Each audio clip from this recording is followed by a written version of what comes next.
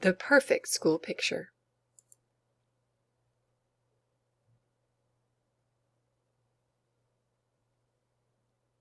Picture day perfection.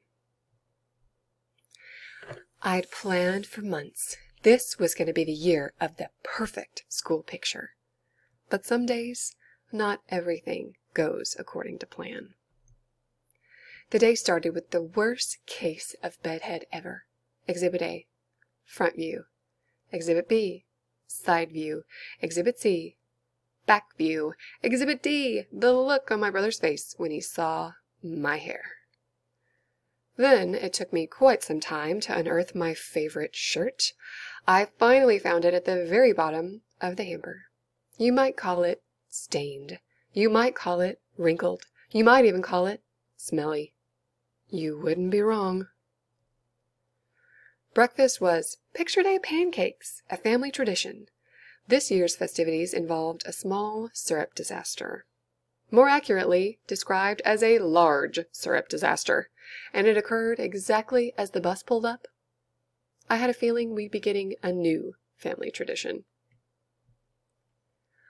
On the bus, I got into a small bit of trouble. Make that a large bit of trouble. The bus driver made me sit in the seat right behind him for the rest of the ride.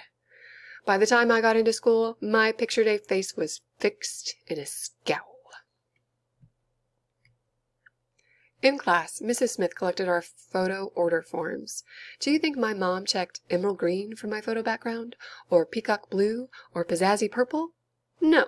Once again, of all the backgrounds in the world, Mom checked snoring, boring, traditional gray. No one gets traditional gray. Except for me. And it just so happens to be the only color in the world that makes my favorite shirt disappear. All but the stains and the wrinkles. After that, the teacher had us all stand up and practice our picture day smiles. Personally, I thought we needed a little something to get us in the picture day mood. Whoops, got myself into trouble. Again. Luckily, I got to rejoin the class in time for art. Art involved quite a lot of paint. Or at least, it did for me. Finally, it was time to line up for our photos. Ned, just in front of me, got the last complimentary plastic comb. I watched as classmate after classmate smiled for the camera. I got queasy listening to everybody say, "Cheese." I can't stand cheese. The mere thought of it turns me green, deeply green. And just as my face reached its most awful pea-green shade, it was my turn.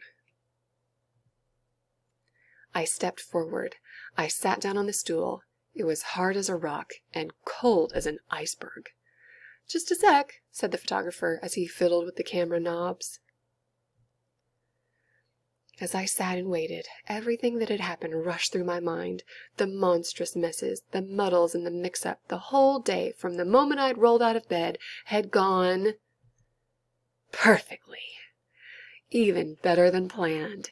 This year I was going to have the perfect school picture. And that's when I heard, click!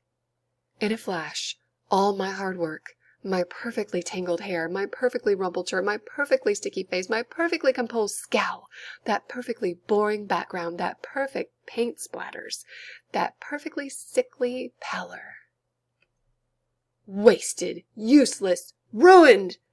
In a moment of weakness, by an unexpected smile. Mom says it's my best picture ever. But just wait till she sees next year's.